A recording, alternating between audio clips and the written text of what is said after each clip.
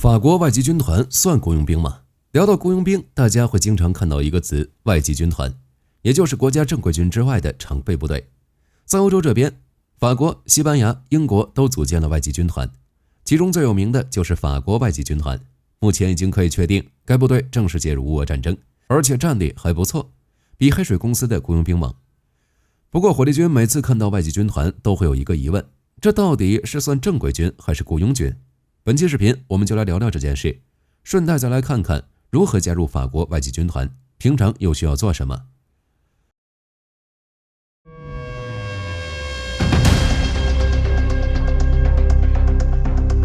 白军帽、法马斯步枪，这是法国外籍军团的经典造型，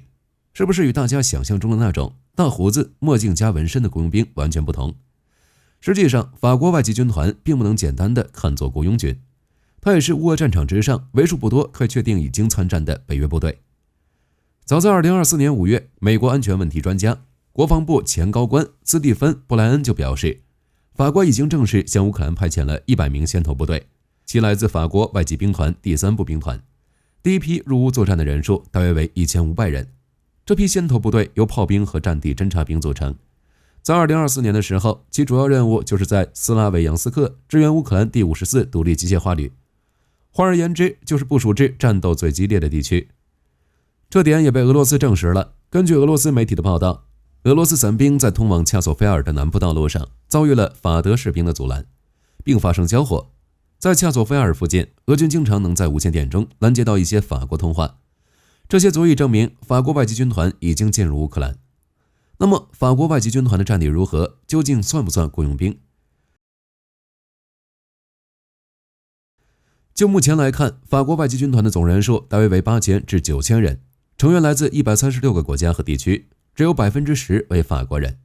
在2024年有报道称，其规模可能会扩展至4万人，但该数据并未获得主流信源证实，我们看看就好。至于法国外籍军团的战力，只能说要比大家想象的更强，毕竟以严苛训练著称，并且作为法国海外用兵的先锋，外籍军团参与的每一次战争行动几乎都是第一个进入战场，最后一个从战区撤出，武器装备也不差。与其说是雇佣军，更不如说外籍军团是法国的特种部队，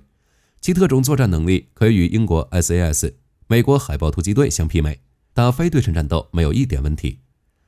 当然，如果要拼上法兰西民族前途和命运的战争，火力军还是觉得由法国公民自己组成的军队更可靠一点。至于法国外籍军团是不是雇佣兵，火力军只能说二者完全不是一回事，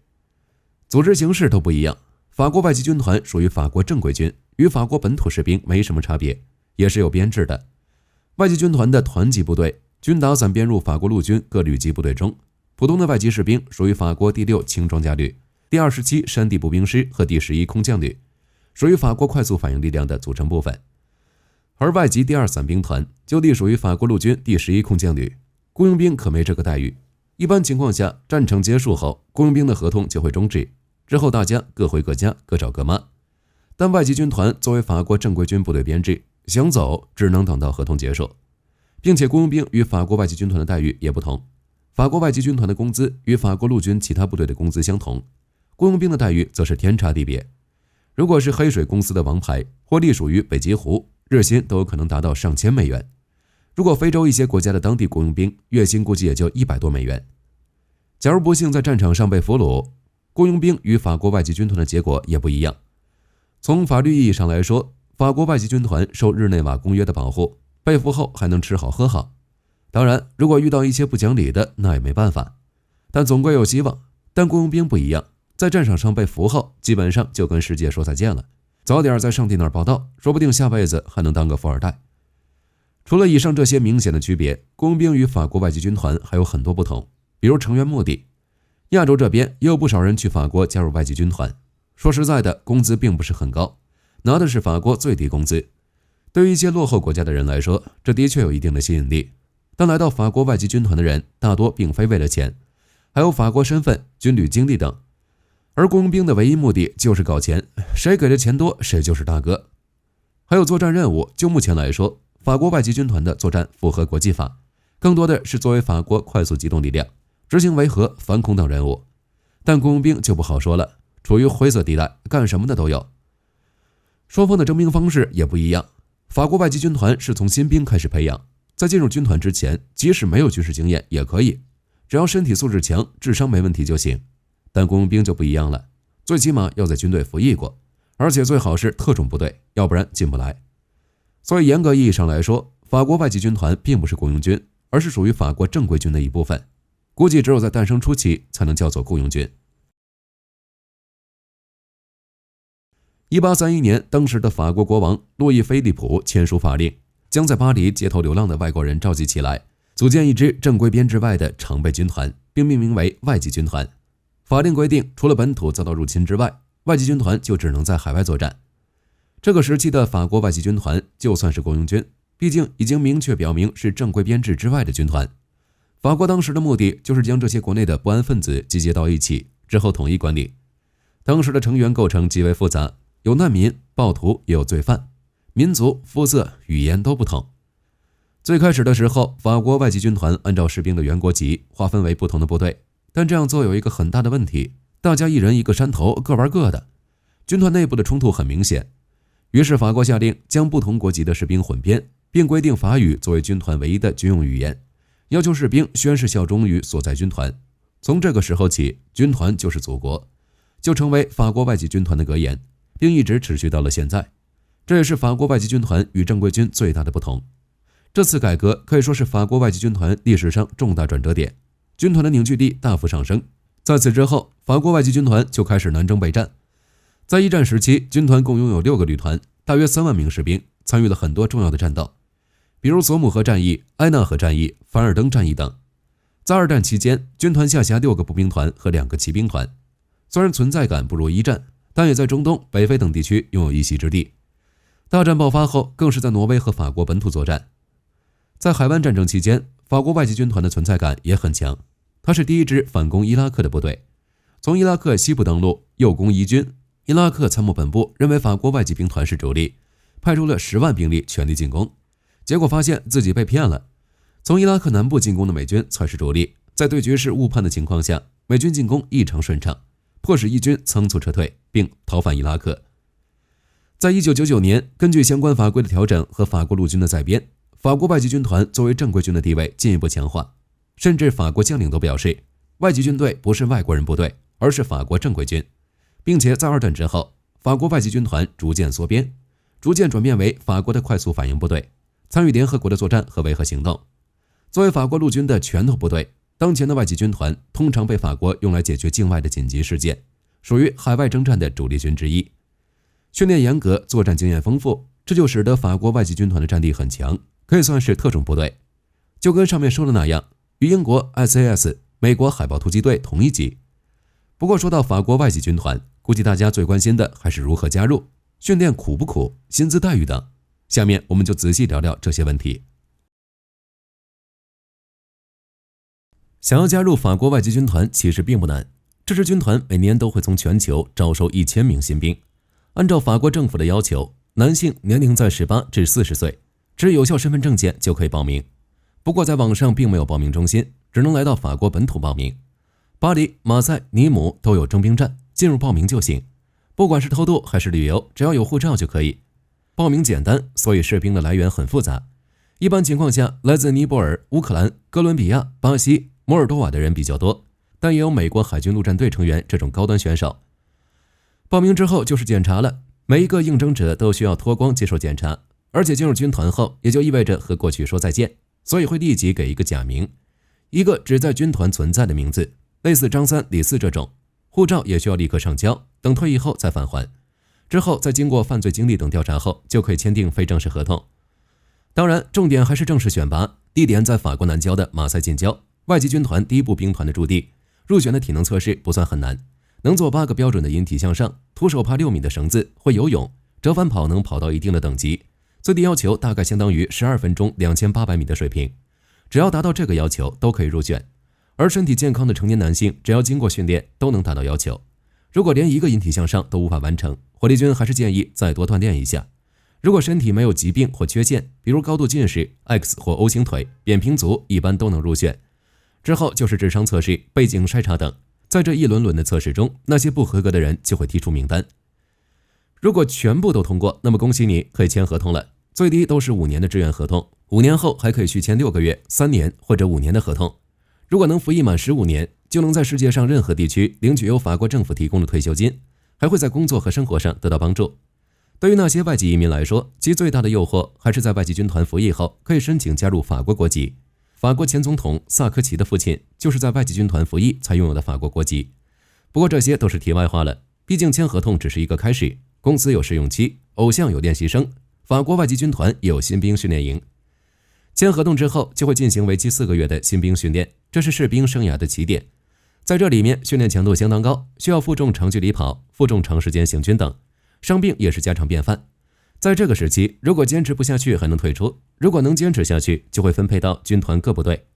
法国外籍军团穿着标准的法国陆军制服，但也有很特别的配件，比如白色高顶军帽，战斗服则是法国标准迷彩服，再加一顶贝雷帽。就目前来看，法国外籍军团的兵力结构基本是固定的。第一外籍兵团驻扎法国马赛，属于一个补给团，基本没有战斗力，隶属于法国陆军第6轻装甲旅。第一外籍工兵团和第2外籍步兵团也都属于第6轻装甲旅。第2外籍工兵团则属于法国陆军第27山地步兵旅。外籍军团第13伴旅驻扎在法国拉卡瓦莱，是法国陆军第1自由师的主力部队。第4外籍兵团为训练新兵的单位。这些都算是普通单位，比较强的还是伞兵团。第2外籍伞兵团就属于法国陆军第11伞兵旅的4个组成团之一，也是法国快反部队的先头部队。以上兵团都驻扎在法国境内，在海外则部署有2支部队，分别是第3外籍步兵团以及马约特海外兵团分遣队。前者是法国外籍兵团中唯一一个驻扎在海外且战力充沛的作战单位，大约为675人，主要驻地位于法属圭亚那，任务就是保护航天中心。后者是法国陆军中规模最小的作战单位，只有282人，驻扎在马达加斯加附近的马约特岛。重点提一句，第3外籍步兵团的丛林作战相当强，据说在丛林战培训中心中配备了世界上最优秀的丛林战指挥官和侦察员，也是一支可以随时机动的部队。如果表现好的，估计就是分到快速反应部队，表现的不好那就一般。就火力军来说，如果不是很想体验军旅生活，或者以后有做安保工作的想法，就不要去法国外籍军团，老老实实找个班上比较好。法国外籍军团的生活并不像大家想的那么爽。之所以这样说，那是有原因的。首先就是薪资，法国外籍军团的基本工资不高，估计税后1400欧元，加上训练和任务补助，平均每月2000欧左右。即便执行海外任务，工资也高不到哪儿去。其次，军旅生活是很无聊的，如果不是伞兵或者山地步兵这类兵种，大部分的时间都是在做杂物，拖把水桶不离手的那种。想象的那种战士生活现在已经很少了。一般情况下，第一个出动的都是伞兵，普通步兵根本轮不到。在服役期间，每隔1年或数年才有一次海外任务，其余时间都是在做各种劳动以及社会服务、维安、站岗之类。语言这块倒是不需要担心，稍微懂一些就行。在法国外籍军团只能讲法语，天天这样讲，进度是相当快的。而且新兵第1年一直都有法语课，一般情况下6个月下来，高频日常用语就差不多了。当然，如果想要向上升，那就要懂法语。兵团里升士官都要考法语。按照法国外籍军团的惯例，6个月的时候有一次选择的机会，可以选择退出，不然就必须服满5年。这5年里面必须是服满之后才能回家。至于新兵歧视的问题，这到哪儿都有。不过外籍军团这边还相对好一点，毕竟100多个国家的人在一块儿，文化习惯差异太大。在军团内部只有一个文化是主流，那就是外籍军团内部的一些传统文化和制度。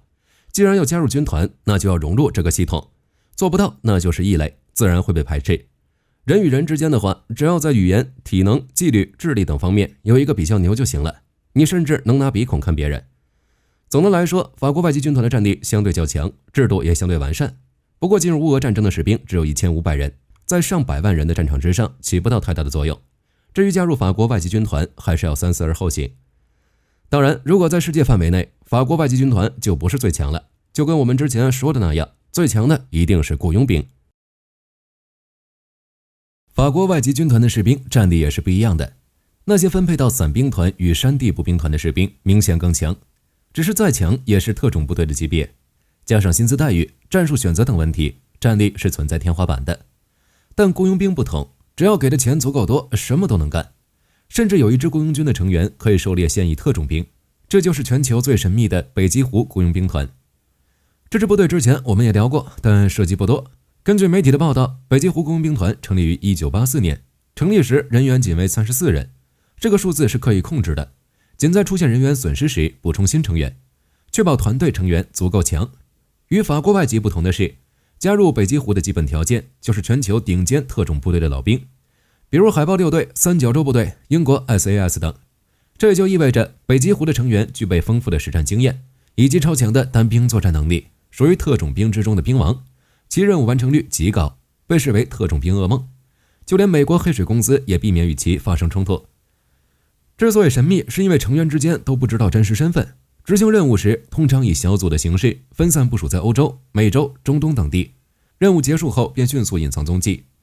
这也没办法，北极狐雇佣兵执行的任务大多都违反国际法，不跑快点就要被其他国家的情报机构发现了。如果从人数、名气、营收等方面考虑，排名第一的肯定是黑水公司。自带官方背景，它是与美国国务院合作的3大私人保安公司之一。1997年组建，1998年开始营业。成立的时候，公司只有6个人，但扩张速度很快。得益于战争，从2022年到2005年，营业额增长了600倍。等到2007年，黑水公司就已经成为美国最大的安保公司之一，仅在伊拉克的雇员就有1000多人。根据统计，在伊拉克战场上，黑水公司一共投入了近15000人。之后因为丑闻，黑水公司改名为学院。不过黑水的名声太大，所以现在大家依旧称其为黑水。公司业务中心也从保安服务转移到培训和后勤。黑水公司最初的招募策略就是吸引美国海豹突击队、三角洲部队的退役士兵。鼎盛时期，黑水公司的雇员超过2万名，其中70%以上都是各国的退役特种兵，月薪2万美元左右，相当于服役时的4倍。为了降低成本，黑水公司也招募了很多其他国家的退役士兵，比如智利、哥伦比亚等，月薪大概在3000美元至4000美元。为了实现本地运作，黑水公司也会直接从当地招收士兵培训。在伊拉克的时候，黑水公司就对当地安保人员培训，这些士兵的月薪更低，在其他地区也是类似的模式。不过从黑水改为学院，大家也能看出来业务重点。在美国强调大国竞争、没有局部战争的当下，黑水公司主要业务是培训，比如黑水训练中心，就是为军队、政府和执法机构提供战术和武器训练。每年也会不定期的举办对外开放的短期训练课程，比如徒手战斗、狙击手训练课程等。根据统计，在这里接受训练的人数超过5万。美国很多特警都是黑水公司培训，这种业务是其他雇佣军接不到的。业务改变之后，招募士兵的标准也有所改变，普通士兵就不用想了，至少也是拥有实战经验的特种部队成员。根据安全分析师的估算，一名资深的特种部队教官每天的培训费用大致在1500美元至2000美元之间，比拿着脑袋挣钱的雇佣兵爽多了。当然了，业务重心转变并不意味着黑水公司放弃安保业务，私人军事承包商可以根据需求迅速部署撤离，并且不会受到传统军事法规以及国际法的制约，可以在那些模糊不清的地带去执行任务，达成政府部队较难达成的目标，所以这方面的业务是不会消失的。此外，黑水公司部门和子公司不少，比如黑水安全顾问、现代的私人军事公司，不仅需要战斗方面的人员，还需要技术专家、情报分析以及后勤人员。黑水公司就曾经从美国情报机构招募那些已经退休的人员，薪资待遇比政府高出30%至50%。综上考虑，所以从业务量与任务完成度考虑，黑水公司才是第一。本期视频到这儿就结束了，各位觉得世界最强雇佣军应该是谁？可以在视频下方留言，大家一起讨论。喜欢的话不要忘记点点关注。我是火力军，下期见。